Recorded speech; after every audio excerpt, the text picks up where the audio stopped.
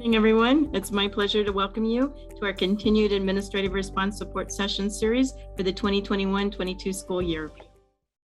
My name is Rosie O'Brien-Wojtek, and I'm the Assistant Executive Director of the Connecticut Association of Schools. Today's session is supporting executive functioning through high-quality play-based learning experiences. So we're glad you're joining us. Once again, we at CAS are very excited to collaborate with the Office of Early Childhood, the Connecticut State Department of Education, and the Regional Education Service Center's RESC Alliance to support the needs of all of Connecticut's youngest learners, including children with special needs and other vulnerable populations.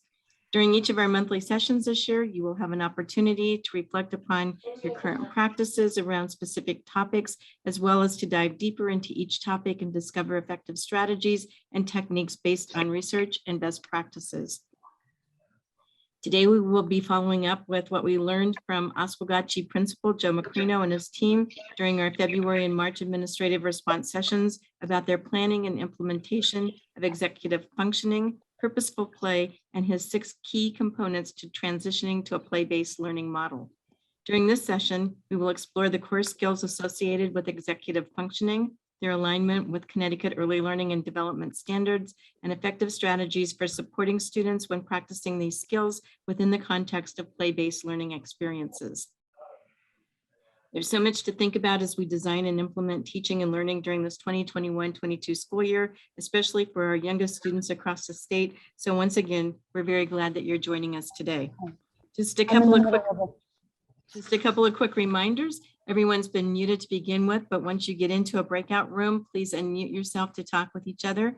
If possible, please turn your video on, as it's nice to be able to see everyone, especially when we're working in small groups. When we're working as a whole group, please ask questions in the chat or raise your hand with the button at the bottom of the screen to be recognized. Also, please use the chat feature to ask questions, share ideas, and let us know if you experience technical problems during the Zoom meeting, as we will be monitoring the chat. However, when you're in the breakout rooms, the chat feature is only seen by the people in your breakout room. So if you have questions or need help when you're in the breakout room, please use the help button and one of the hosts will respond. This webinar is being recorded, but only during the whole group activities. We're unable to record the small group conversations during the breakout room portion of this webinar. However, the rest of the webinars will be recorded and will be posted for future viewing on the CAS, OEC, ESDE, and RESC websites. So please be sure to share the link with the webinar with your colleagues once it's posted. And please invite your administrative colleagues to join us for future sessions. These sessions will be held on the first Thursday of every month from 9 to 10 a.m. Again, I would like to welcome and thank all of you for joining us today. It's now my pleasure to introduce our facilitator and get us started for this continued early childhood administrative response support session. Please join me in welcoming Mary Jo Terranova, Senior Education Specialist at CREC. Take it away, Mary Jo. Thank you, Rosie. Good morning, everybody. Thank you for being here and happy spring. It's hard to believe it's April. I hope everybody's looking forward to a nice break sometime this month. So just to get us going, Rosie gave you a little bit of an overview of what we're going to be talking about. So we are going to review what are considered the core executive functioning skills in early childhood.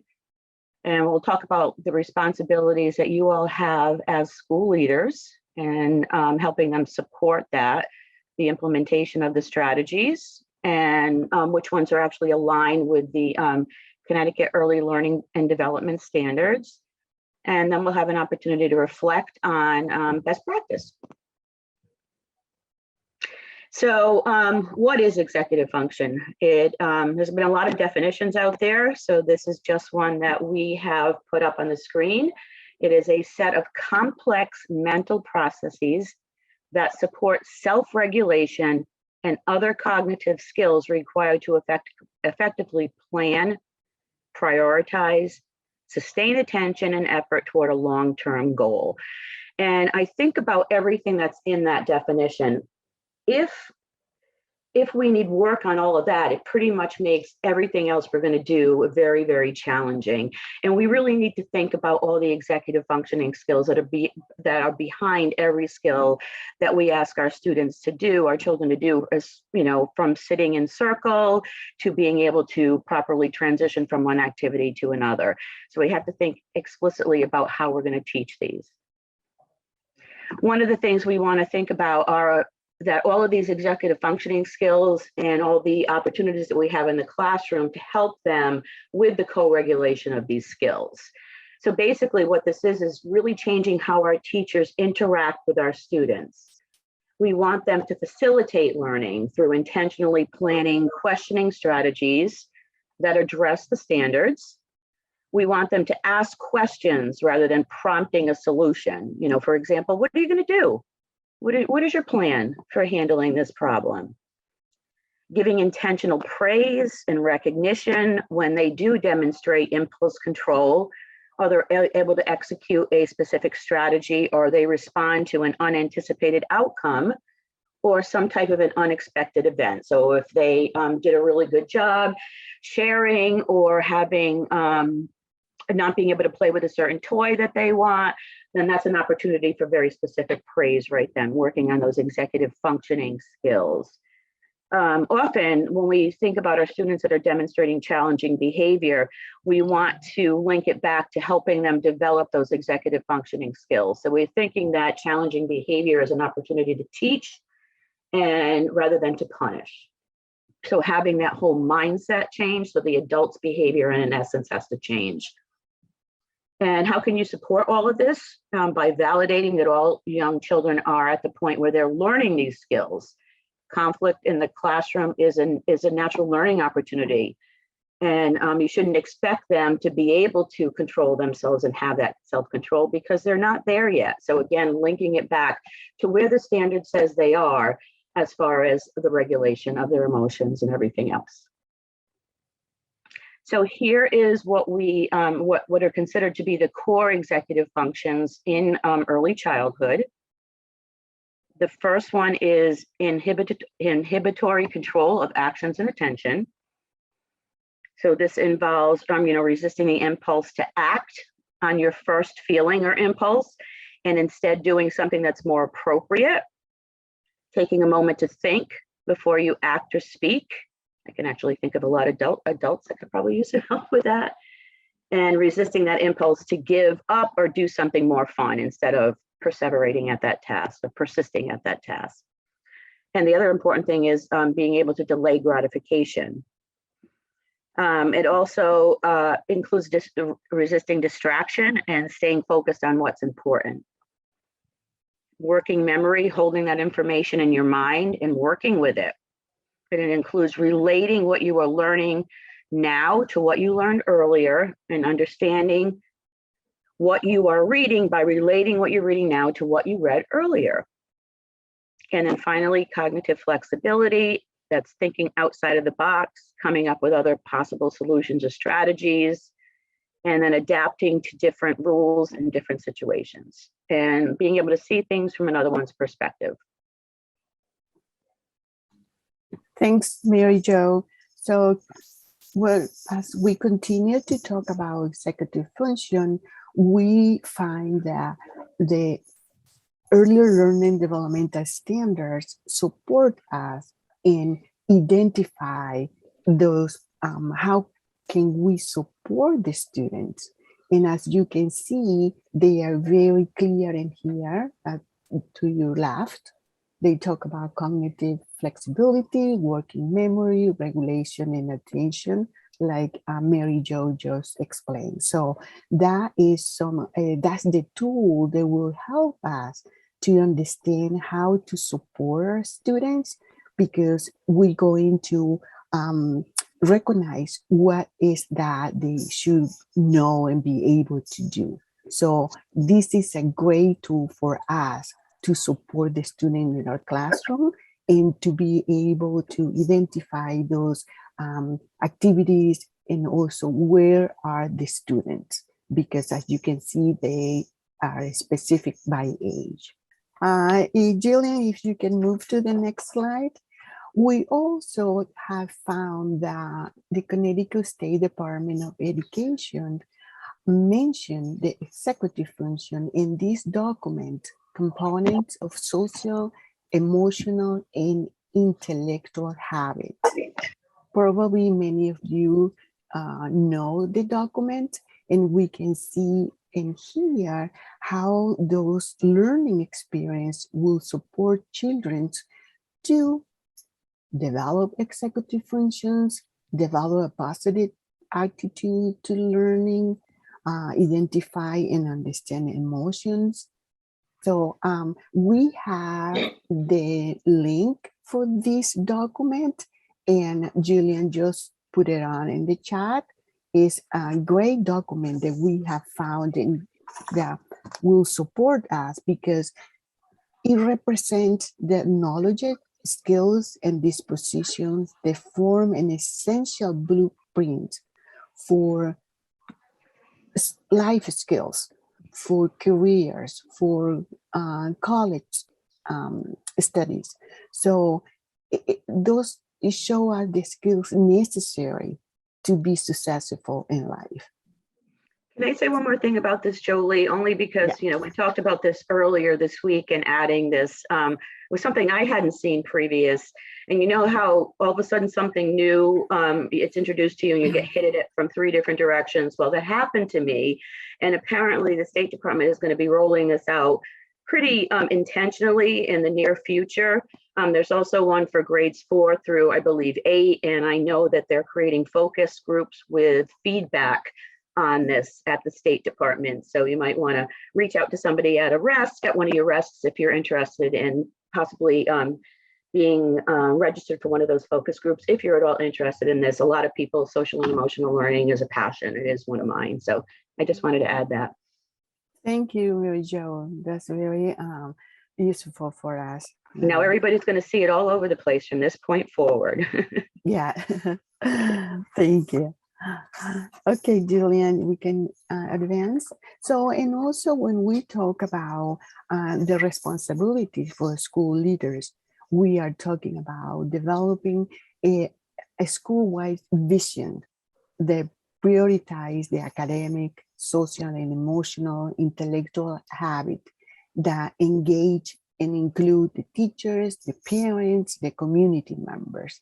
And also to ensure that staff members are aware of the vision of the school regarding the social, emotional, and intellectual habit by creating an environment where students and the staff strive for academic achievement in social and emotional and intellectual growth.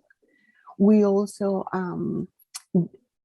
leaders determine how social and emotional and intellectual habit will be integrated into the curriculum, into the school practice, into the policies, into the family and community relationship and partnership.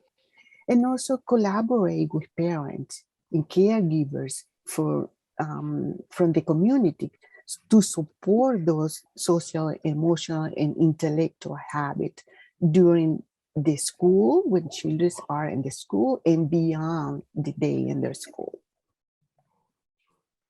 Next. Okay, Right. back to Mary Jo.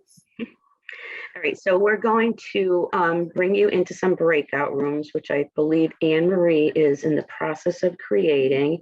And I am pasting right now a link to the Padlet that you're going to use during the breakout rooms. So each of those core executive functioning skills that we talked about, working memory, cognitive flexibility, and inhibitory control of attention and action, you're going to talk in those rooms. How is the importance of each of those skills reflected in your own program's environment, planning, and instruction? Or if you can't think of it, how would you like to see it reflected in your program's environment, planning, and instruction? Any questions on what your task is? And does anybody have any questions on how to use a Padlet? I'll just quickly just hit the plus button and you can add a comment. It's actually a little easier, I think, than a Jamboard. All right, hit join. And how much time are we giving them? 10 to 15 minutes. All right, go ahead.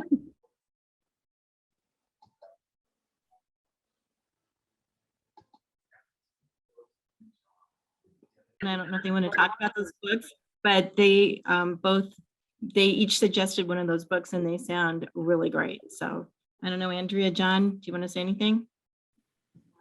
I had just added that I actually use that Breathe Like a Bear book with my own children. And it's like you can flip open to any page and find something that's useful, and kids love it. And it's colorful. There's some characters in there. So I've just found it to be a really useful resource, and kind of going beyond like the basic breathing techniques that we teach. Some kids need very particular ones that are kind of their own. So I've used it in the classroom and, like I said, at home with my own kids. And many of our children also use that book, Breathe Like a Bear, too. But the other book, Tools of the Mind, helps children. It addresses all the levels of play, all the different and many different strategies for supporting play in classrooms among young children, and also, and in doing so, offers strategies that help with all executive function skills. Thank you, John. I just wanted to add, hi everybody, that I share this a lot when I'm in classrooms. I think this is sort of helpful in terms of maybe where there's gaps, in what we know, because cognitive flexibility doesn't have any resources underneath it. But what I share that's connected to that is the word sometimes. I think that young children really benefit from us supporting their understanding of that concept of sometimes. Sometimes, we get to go outside. Sometimes we have to stay in. Sometimes you are able to choose your first choice center. Sometimes you have to wait until that center is open. Sometimes a friend wants to play with you. Sometimes they don't. And just again, that concept of sometimes really supports cognitive flexibility. And then we can move into problem solving after we say, sometimes your friend wants to play with you and sometimes they don't. And right now, they don't. So that's a problem though that we can solve. So it sort of starts to put multiple strategies that support both executive function and social competencies together.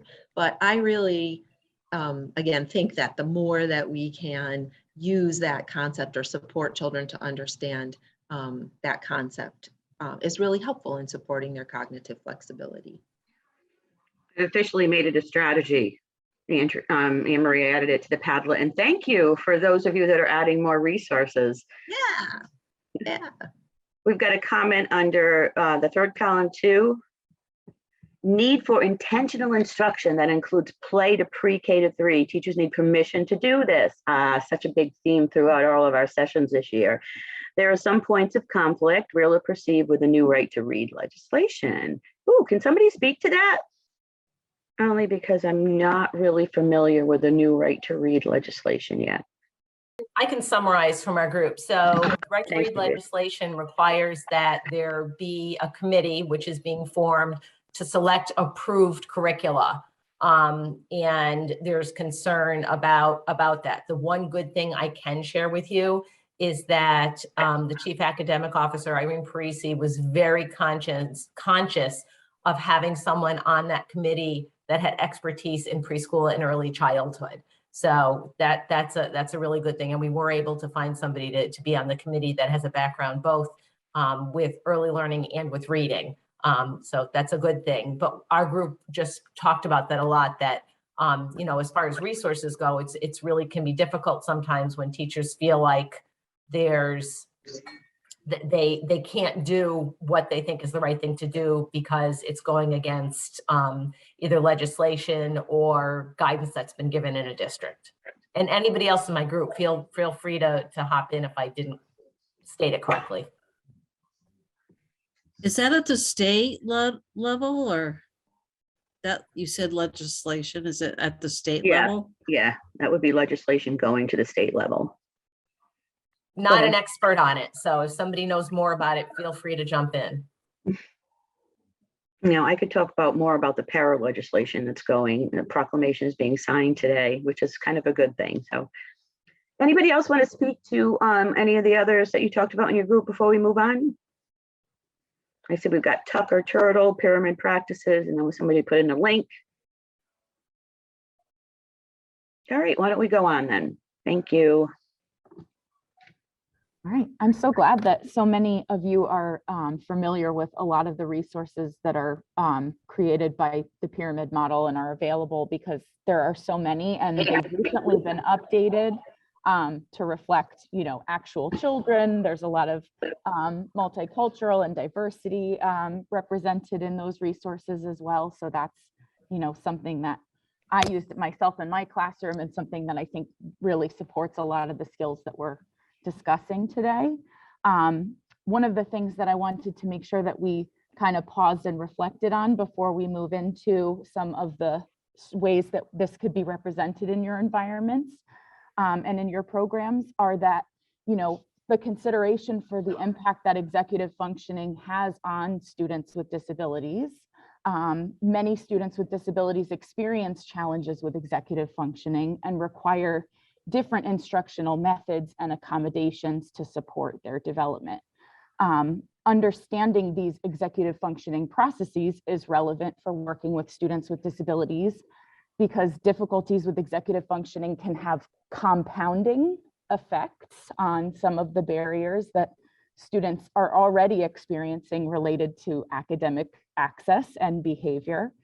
So for instance, working memory is subject to limited capacity, right? So when working memory is overwhelmed, that can have a ripple effect and impact their access to verbal information, developing a plan, and responding with self-regulation strategies and unexpected events. So thinking about how these behaviors can kind of compound into one another make it all the more important that we consider how we're addressing these skills in multiple areas of our classroom environment and also intentionally across the school day.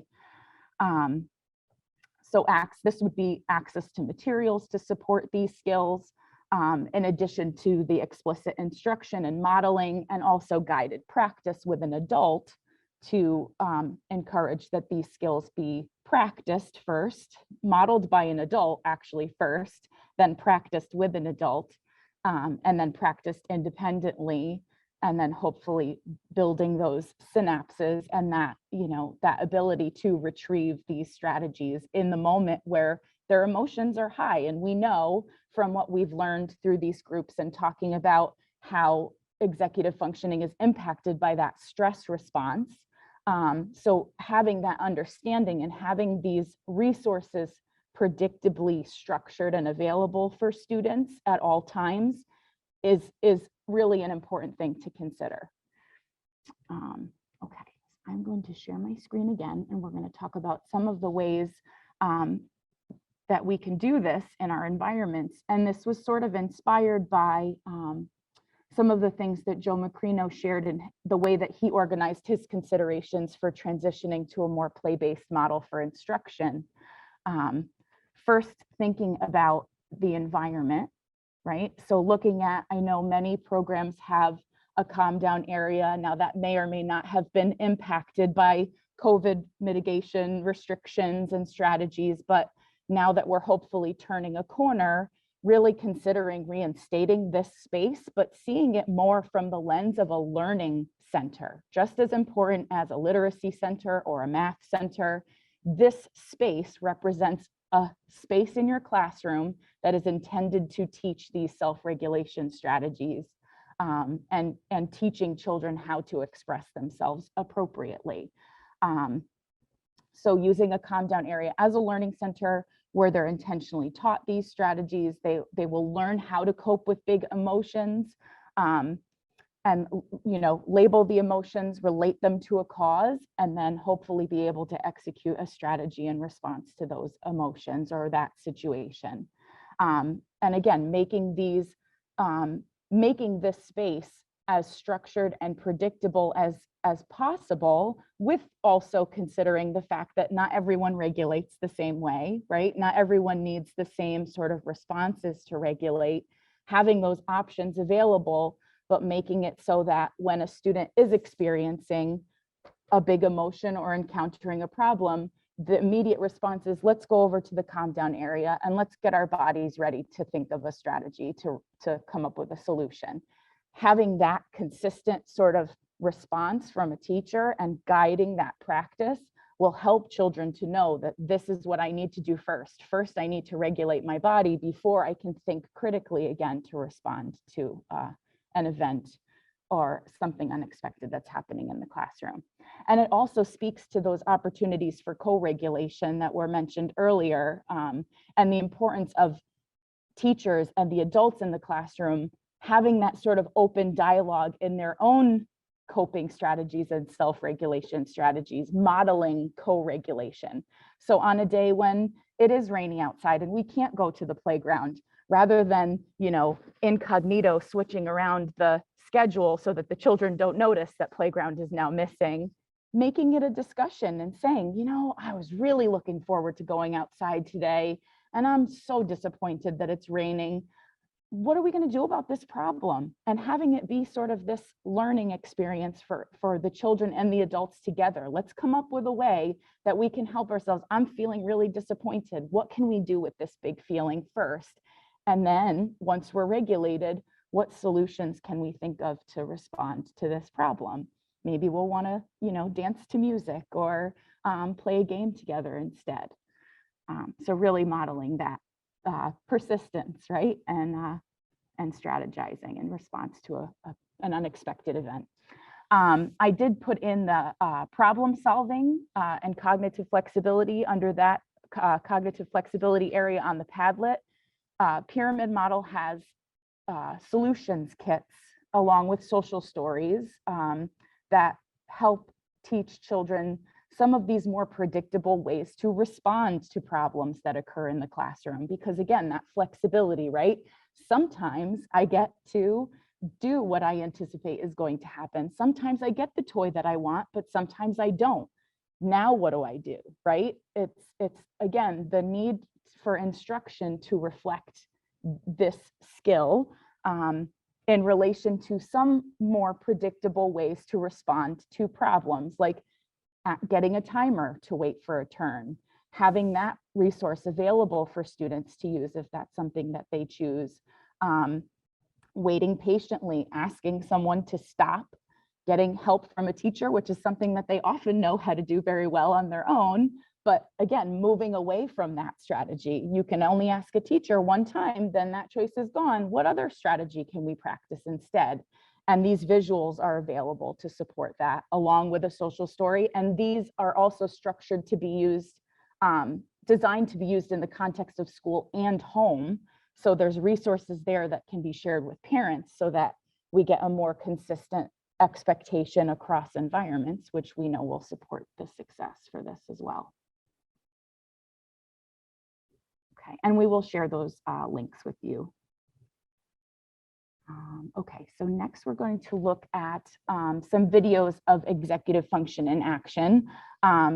Joe Macrino's presentation last month, he was able to share some really inspiring videos with us and modeling how play plans were used to help children practice executive functioning, coming up with a multi-step plan for how they were going to interact with the learning environment at the beginning of the day. Embedding those literacy skills within the context of play-based learning experiences, but also practicing these critical skills. So we're going to watch some of these videos now and then reflect on that.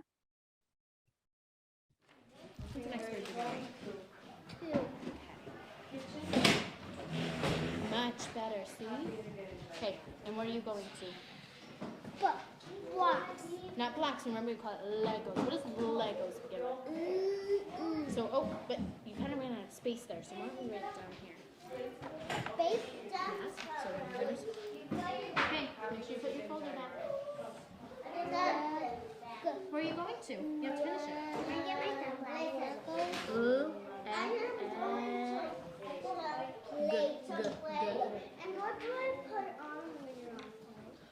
pick a mom, a dad, or a kid. So you can go choose your role. Leg. What's the last time you heard Lego? G-O?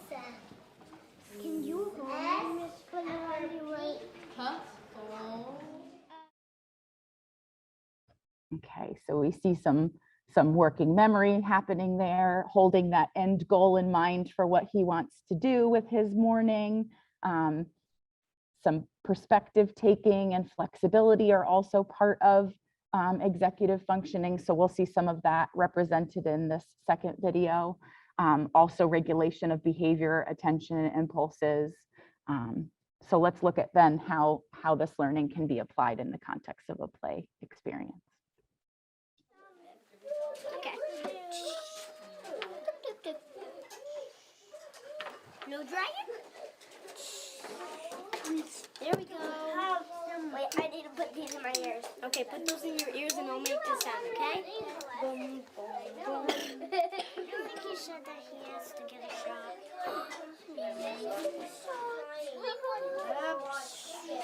Okay, there's not turtle.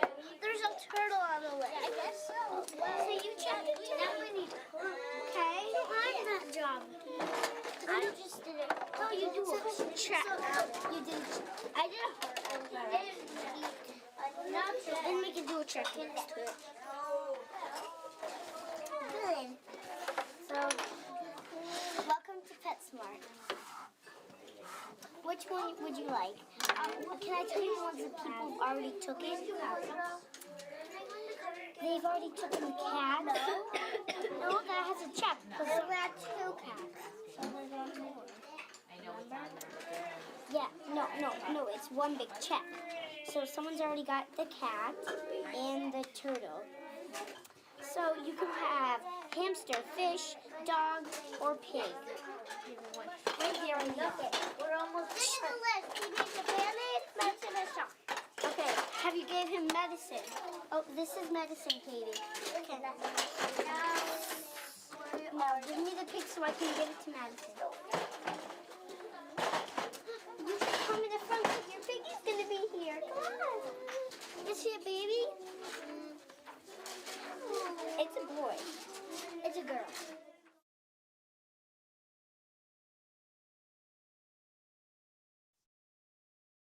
Okay, so thinking about working memory, right? And children understanding what their roles are in a pretend play area. I know Joe Macrino also sort of modeled how that works in his environment. I believe the teacher spoke about, you know, children selecting what role they would play in the classroom in the morning, and that was represented by a badge that they would wear, right? So sort of helping that, holding that goal in mind and thinking about what steps we need to execute in order to get to that goal, but also making space for these opportunities, right? These things take time, these things take practice, and valuing that experience and valuing that form of instruction is really important. So as administrators, what we can do to enhance this practice is reminding teachers to value these experiences as meaningful learning opportunities.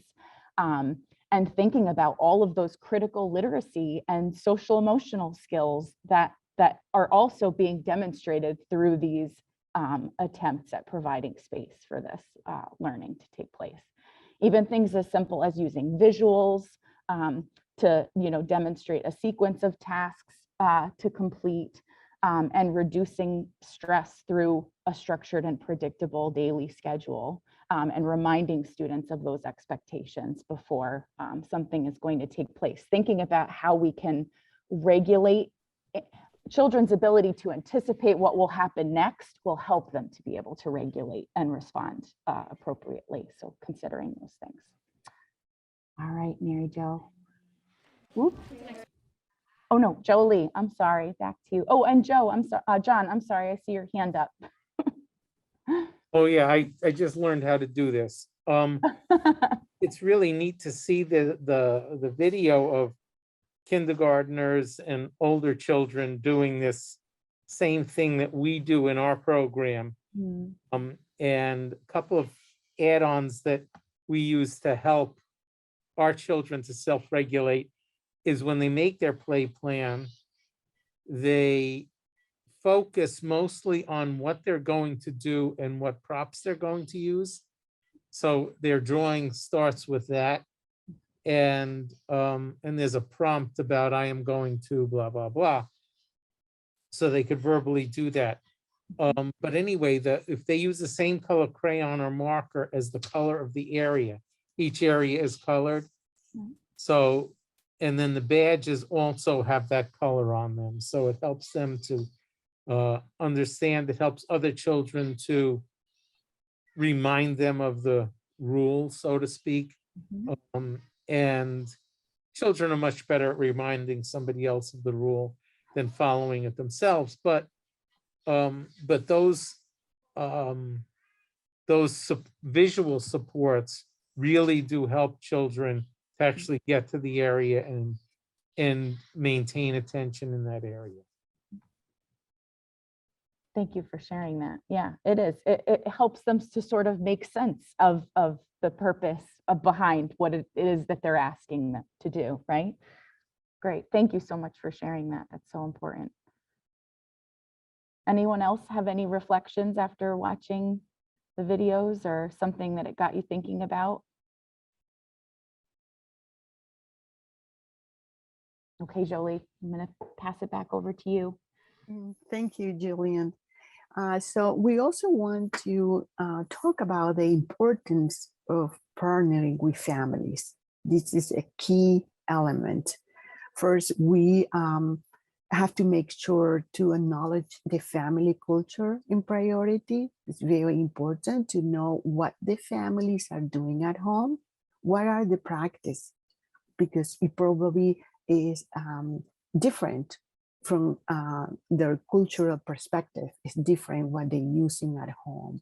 And engage and support families to build a strong and caring relationship with their children, to get to know them, to get to help them, and suggest the families to use daily routine. I know that for us, teachers and educators, seems easy to practice that, but probably for some families, no, because who knows, parents work different hours, children get home very late, but just to suggest that and let the parents and the families know the importance of a daily routine, how children need that structure.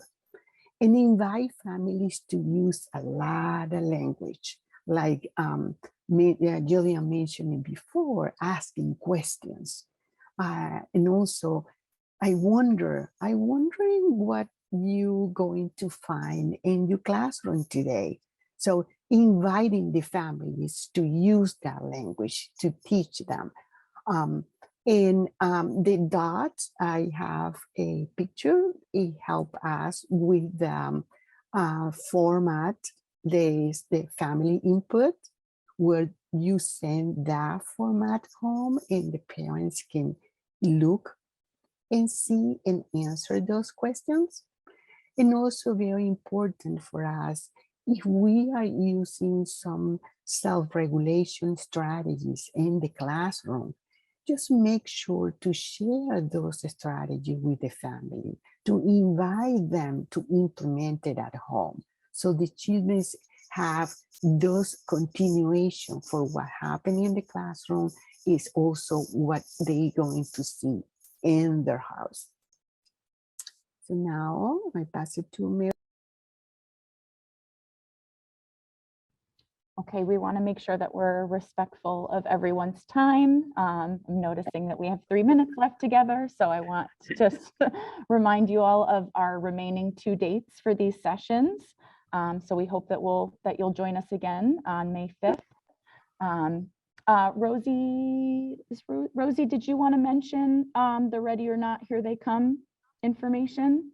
I think you guys put it in your notes, but on April 24th, from 9 o'clock to 11:30, we have a Ready or Not, Here They Come transition to first grade and kindergarten. It's going to be a special convening, and EA Archenbrenner will be on, as well as Joe Macrino will be back along with a panel of other people. We're still in in the planning, oh, sorry, May 24th. Thank you, Andrea. May 24th, April 24th would be too soon. We're still in the planning stages. So anyway, the registration should be, and the flyer should be coming out in the next week or two. So yeah, thank you for putting that in.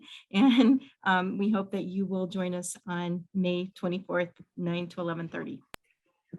I just want to add that I put in the chat a link to books that can support executive functions. So a great resource. And we'll be sharing a list of all the resources that we've referred to during this session, and in addition, several others that we found that will also hopefully help you in making this addition to your practice. If you wouldn't mind, we'll drop the link to the survey today in the chat. If you would give us some feedback, we use this to inform planning for next sessions, and we love to hear from you in terms of what you need as administrators and leaders in the community. So thank you so much for joining us this morning. Have a good day, everybody. Thank you.